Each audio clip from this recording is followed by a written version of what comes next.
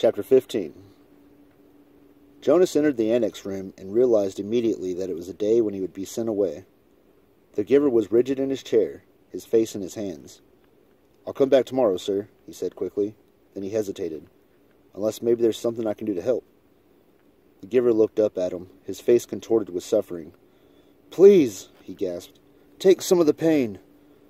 Jonas helped him to his chair at the side of the bed. Then he quickly removed his tunic and lay face down. "Put your hands on me," he directed, aware that in such anguish the giver might need reminding. The hands came, and the pain came with them and through them. Jonas braced himself and entered the memory which was torturing the giver. He was in a confused, noisy, foul-smelling place. It was daylight, early morning, and the air was thick with smoke that hung yellow and brown above the ground. Around him everywhere, far across the expanse of what seemed to be a field, lay groaning men. A wild-eyed horse, its bridle torn and dangling, trotted frantically through the mounds of men, tossing its head, whining in panic. It stumbled finally, then fell, and did not rise. Jonas heard a voice next to him. "Water," the voice said in a parched, croaking whisper. He turned his head toward the voice and looked into the half-closed eyes of a boy who seemed not much older than himself. Dirt streaked the boy's face and his matted blond hair. He lay sprawled, his gray uniform glistening with wet, fresh blood. The colors of the carnage were grotesquely bright. The crimson wetness on the rough and dusty fabric, the ripped shreds of grass startlingly green, and the boy's yellow hair. The boy stared at him. "Water," he begged again.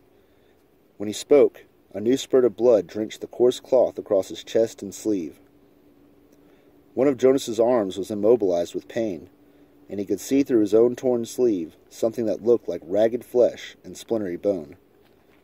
He tried his remaining arm and felt it move.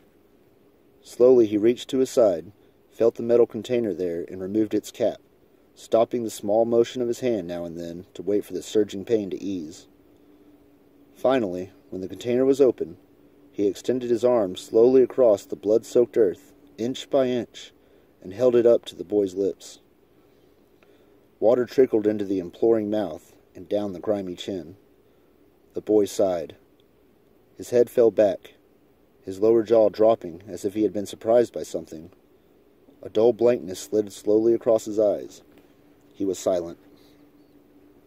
But the noise continued all around, the cries of the wounded men, the cries begging for water, and for mother, and for death.